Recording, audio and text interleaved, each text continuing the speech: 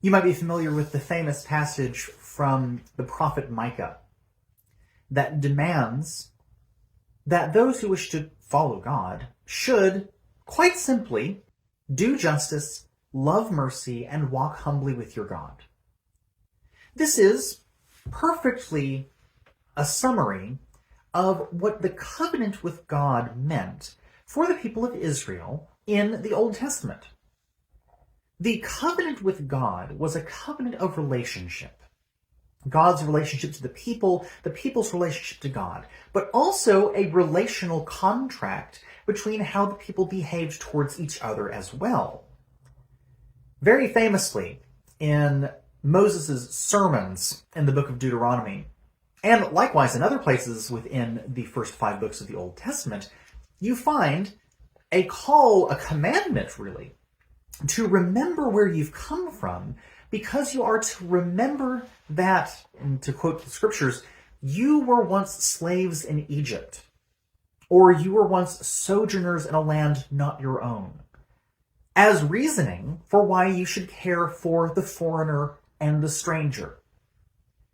One of the words that is going to be used over and over in this chapter is the word hospitality. And it's not any accident that we're using that word hospitality as it relates to justice. Because in the sense of justice, what it means to love and to do justice, it actually means to give each person what they are due. Now, in the Latin sense, justice is kind of a meting out of rights and wrongs. Justitia is what the Latin word for justice is. But the broader term for justice in the Old Testament, in the Hebrew language, is actually far more applicable to an evening of scales, and to be more specific, almost a close synonym for the act of charity. And not charity as in the simply giving of my stuff away to someone else, but a charity in that it evens out those who have much and those who have little. To quote St. Paul from the New Testament, such that the one who had little did not have too little, and the one that had much did not have too much. There was an evening of the amount to go around. And this idea of hospitality is central to the Christian practice of love and justice. And in that particular way of knowing the history of Christian practices of love and justice, it has to do with a recognition of what it means to be in relationship with someone. And likewise, what it means for God to be in relationship with us. When we look at the Old Testament covenant, what we will realize very quickly is that it is a covenant made out of the mercy of God, completely gratuitously, to the people of Israel. Way back when God calls Abraham, there is a really remarkable passage in which God cuts the covenant. And it's kind of a disturbing passage when you read it. There is a torch that Abraham sees in a trance or a dream that passes through animals that Abraham has literally cut in two. Half of the animals on one side, half of the animals on the other, and there is a torch that passes through the middle of these animals and declares to Abraham that he will be the father of many nations, and his descendants will be numerous amongst the stars. God will be his God. In other words, Yahweh, the God of the Hebrew people, will be his God. He will be God's chosen. And in that sort of disturbing imagery is contained within itself a very fascinating point. Because in the ancient Near East, those who had been captured from war would be forced to walk through these hewn animals, half in half, and in a shameful way, they were forced to walk through the middle of them as a sign that if they step out of line by any stretch of the imagination from their captors, they would become like those animals. But God, in an interesting way, is the one who passes through the midst of those animals and comes to Abraham to cut the covenant. In other words, God is in no ways making Abraham walk through the animals, which you would expect if you read that story as an ancient Near Easterner. Instead, God himself walks through to say, if I don't keep this covenant, let this become of me. What would become of me if I break this covenant with you? It is completely gracious on God's part. Abraham did not earn it, and Abraham did not decide to do it. It was completely begun and ended in God. And it is in that radical sense of God's perfectly gratuitous giving of the covenant that we are put in the midst of a relationship between God and the people of Israel. And over again, through the Old Testament, and especially in the prophets of the Old Testament, we are given over and over this image of God as the pursuing of Israel. That even when Israel is wayward, God pursues them. There's even this lovely little note in Psalm chapter 23, where it says that surely God's goodness and mercy shall follow me all the days of my life. That word follow, that's way too tame of a word in that translation. It actually means to be pursuing, shall chase me all the days of my life. In other words, the loving kindness of God, the graciousness of God is like a hound chasing a fox. It's like something that is pursuing something to capture it. That God pursues us to the very end, and the grace and the goodness and the mercy of God pursues us all of our life. It's a much more exciting, active sort of pursuing that really comes to a wonderful pictorial fulfillment in the prophet's imagery of God as the loving husband of Israel. The striking imagery of Hosea, of Israel being the wayward wife, the adulterous wife, that God over and over again still takes back as his beloved. And this pictorial imagery, as striking, as perhaps upsetting, and as confusing as it might be, disturbing even, is one in which God continues to pursue his people in spite of the things that they do. And to show that there is a different aspect to the loving of someone, to a relational loving of someone, than simply doing good to those who do good to you. Which brings us to Jesus. Because it is so often the case, when we look at the ancient Near East, that there was a recognition that the gods were in the business of exchange. We exchange goods to receive goods. You put a quarter in to receive a prize out, to use the sort of arcade analogy. In a way, the gods were in the business of exchanging goods and services. I offer unto the gods a sacrifice of my grain to receive a blessing upon my harvest this year. I offer unto the gods a slice of beef from my herds in order that I might have good rearing this year, that I might have good healthy cattle. I give to the gods to receive from the gods. And all of that gets turned right on its head in the same sort of way that the Old Testament does when Jesus comes to be incarnate. Because completely gratuitously, out of God's own perfect will, God freely gives the world his very self in Jesus Christ. The world did not deserve God becoming one of us.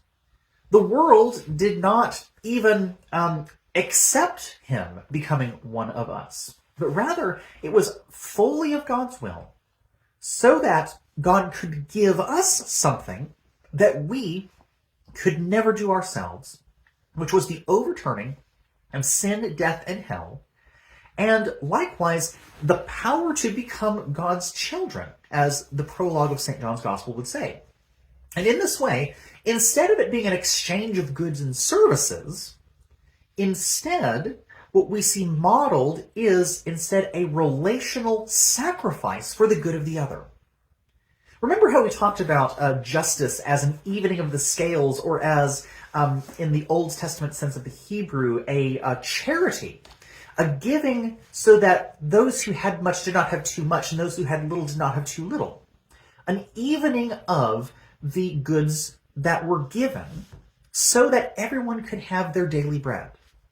Well, that particular kind of love is a covenantal sort of love, but it also is steeped within a very different sort of milieu.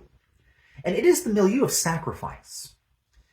Whereas a sacrifice to the gods was an exchange of goods and services, Jesus' sacrifice on the cross for our resurrection was a completely different sort of sacrifice.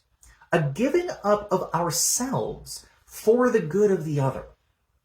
Not so that I can get something out of it, but rather so that I can give up that which is myself, so that others might have the ability to live a full life, loved, cared for in whatever capacity that looks like, not necessarily in luxury or in comfort, but rather in solidarity, being with someone through it all, good and bad.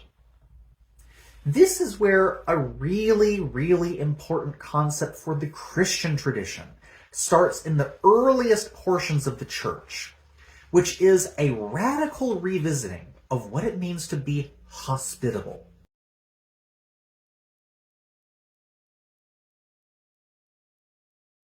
To be poor in the Roman Empire is to be socially on a different level than the rich in the class system. And in modern day United States, there does exist this sort of economic breakdown. Not as perhaps acutely felt because of really the widespread stability of the American economy, but nonetheless, we can at least have some parallels in some ways. When we think about the ancient world of the Roman Empire, let's step back in time and think about what we know about the rich and the poor in that particular context. The one thing that we know for sure is that you did not want to be poor, you wanted to be rich. You wanted to be rich, not just in the sense of being able to take care of yourself, but you wanted to be rich because of the class and power differential that gave you. You wanted to be rich because to be rich meant that God loves you. You were taken care of because that was something that you earned. And you were of noble birth. You were of higher birth. The gods shined down upon you, and those poor people over there, those were ostracized because the gods didn't like them. The gods cast them out because they were worth less. And in that way, the poor and the rich, especially within the kind of general Roman Empire, needed to have no contact between them and the others. And in a lot of ways, the Roman nobility it did not deign to stoop down to the poor because they understood the poor as being not loved by the gods, as being cursed by the gods in some way, shape, or form. Again, not universally. This is not universally what all thought, but this is generally what they thought, and you see this borne out in several very disturbing practices. One of those disturbing practices, something that some of you might be aware of, is the practice of exposure of unwanted infants. Unwanted infants were basically placed in the Roman wilderness to die or be devoured by wild animals because they were unwanted and because their lives were as forfeit in various shapes and forms. The practice of exposure, of course, is grisly. It is unjust. But the interesting thing about this is that this provided an interesting sort of perspective from the Christian tradition. Because Christians in the Roman Empire were known. They were known for their particular relationship to the poor. One of the main markers of Christianity was that instead of wanting to be rich and be taken care of and not have anything to do with the poor, Christians regularly and readily associated with the poor. And not only that, but they would adopt infants left out in exposure, which was a radical thing to do socially. Christians would give service to the poor, but not only that, Christians would give of their very selves, their very goods and services, to live in communal lives together, not seeking richness, but rather seeking equanimity between them and their poorer neighbors around them. Very famously, the offerings at the service of the Holy Eucharist, the Holy Communion, and the offerings of the bread and wine for the sacrament would, after the service was over, immediately be carried throughout the towns and districts to the poor who did not have bread or drink enough for the day. And this was an offering that the Christians did out of their worship services. They would carry them immediately from that worship service to feed the poor immediately, out of the goods that were offered in the midst of that congregation, because it was not for the congregation that those goods were given. It was for the congregation to give back to God those things that God had blessed them with, so that they could then immediately use those goods and services to feed those in their immediate surrounding communities. It was a remarkable thing that was extremely countercultural for the Roman Empire, and honestly, if you think about it, very extremely countercultural for us today.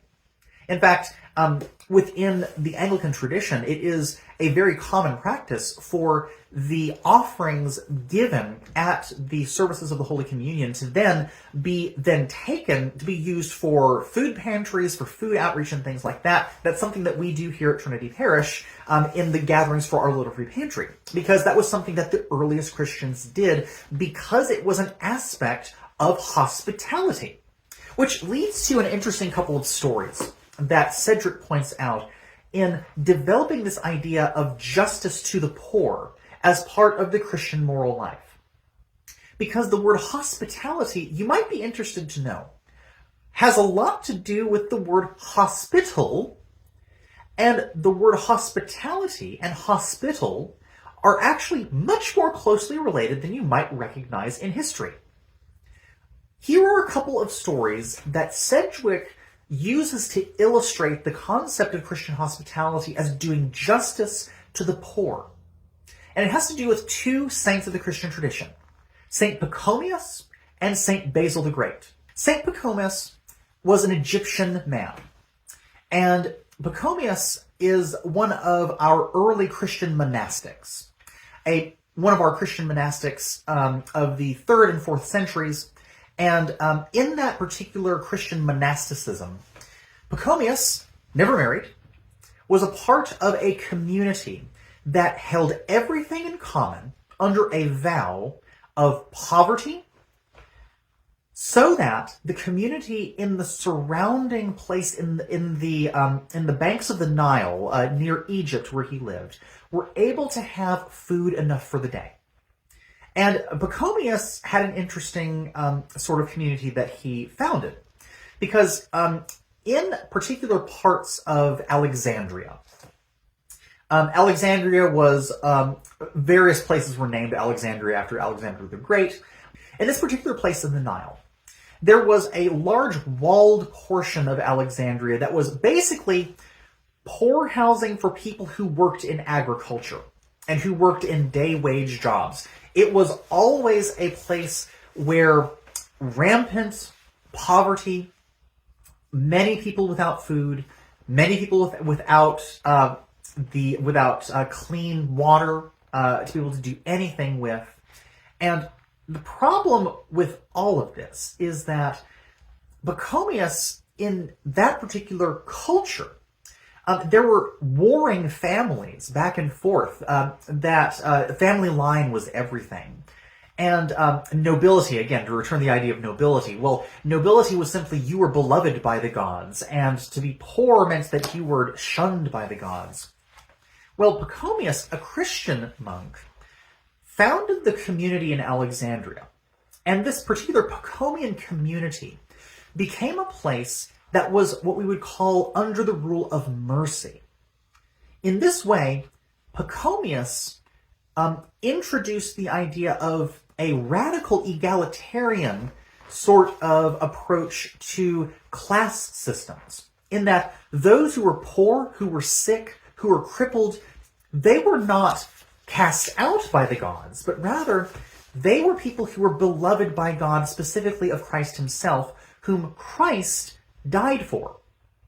And in the same way that Pachomius understood the scriptures to reveal that Christ forsook the glories of heaven to become one of us, and even to become in the form of a slave, as St. Paul's Philippians hymn would say. And Pachomius took that very seriously, in that Christ descended or condescended not just to humanity, but to the lowest forms of humanity, such that the Son of Man did not have any place to lay his head, did not have a home to call his own, and likewise was like in every way, shape, and form the very poor people that Pachomius lived with. And that provided a radical sort of transformation to this community, in that everyone held things in common, so that everyone within the community had not only the ability to have food enough, but also that they had dignity. They worked for the common good, no matter what one's ability or what one's medical situation was, whether they be a leper or whether they be crippled, they had something of good to offer the community, even if it was simply reciting the daily prayers on behalf of the community. Everyone had an ability to give what they had to give. It didn't have to be much, but it simply was something that they had the dignity to give what they had, and they had the dignity to have their needs provided for by the community that likewise was giving of themselves, so that, to use that scripture once again, those who had much did not have too much, and those who had little did not have too little. So, a remarkable community under Pachomius was formed in that way. There's also a story about St. Basil the Great in a different part of the empire, where Basil, in one of the more remarkable monastic communities, formed these communities under a common rule, the rule of St. Basil, the longer and the shorter form, depending on which one you want to read. But the main idea of these rules was that these rules were the ways in which this common monastic community lived under.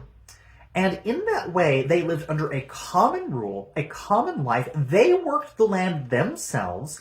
They produced the goods of the land themselves. But not only that, they did not store up for themselves assurances against famines and things like that. But the surplus that they got from their harvest, they gave immediately to the poor of their community, so that the poor of their communities had enough to live on, and were able to be taken care of by the brothers immediately within their communities. And not only that, but that these communities of St. Basil became places in which the poor and the lepers were readily included in, cared for, given bedding, given clothing, given places that they could sleep. And in a way, they become the forerunners of hospitals, which hospitals are born out of the Christian monastic practice of hospitality. So hospitals, in their ancient form, were actually a Christian creation. And this is remarkable because it is a living out of exactly what justice means to the poor, which means that the poor are not ostracized, the sick are not ostracized, they are not cursed by God, they are beloved of God. Because, as Jesus himself said, Jesus did not come to call the healthy, but to call the sick. And in Basil's particular context, Basil took that literally, that Jesus did not come to call the well, but to call the sick. And hence, we have a wonderful offering of justice within the Christian tradition in the moral sense of being hospitalers, caring for those who are sick, who are poor, not out of this sort of like benefactor sort of goods exchange service where I give you something so therefore you do something for me. No, completely gratuitously out of the goodness of what God has given us, expecting nothing in return. The same sort of way that God cuts the covenant with Abraham, that God pursues the people of Israel, that Jesus Christ becomes incarnate in the first century out of the gratuitous love of God, out of nothing that we earned, and that Christ gives us the free gift of salvation to the resurrection of the dead. It is out of this gratuitous sacrifice, the giving up of ourselves, that we are able to actually live justly in the love of the other. And likewise, the focus that Sedgwick has on care for the poor, because the care for the poor was such a radical act of the Christian tradition within the Roman Empire, and likewise still is a radical act today. Even though we might not want to admit it, we have within our culture within the United States still an ancient presumption. We are tempted to think that those who are blessed in their finances are blessed by God, and those who are poor, less than, live in bad housing, who are in homeless shelters and things like that are simply, well, they haven't gotten their act together. It's a little bit different than in the Roman Empire, but it's not that different. We simply have put it into a monotheistic sense, and perhaps even more, unfortunately, in a Christian sense. That, well, those people are cursed by God, or not loved by God, or it's a sign that God doesn't love them. If we look back in the Christian tradition, the Christians who were the forerunners of hospitals, who were the forerunners of the care of the poor, who were the forerunners of the great monastic communities that still exist to modern day, and the great monastic practices that are still alive and well within the church. Those are the Christian traditions that we are called to live in the moral life, even if we're not monastics. We're called to be very, very aware of the fact that the earliest worshiping Christian communities, of their own offerings in the Eucharist, of their own offerings to their local church bodies that Sunday, would take what they had and immediately took it to the poor. That was a chief outreach of the Christian tradition. And that likewise, Sedgwick, I think, helpfully outlines that to do justice might actually start with the looking at our neighbors and the stranger and those within our communities that we might not know, but that might need our help, as not simply a way for us to be benefactors of them, of doing something for them so that they do something for us. It's not a goods in exchange, but rather to live out the radical Christian practice of sacrifice that Jesus did for us, in the ways that we care for the stranger and the poor and the foreigner in our community, out of the completely gratuitous grace that God has given us, so that all of us are able to live and have healthy communities.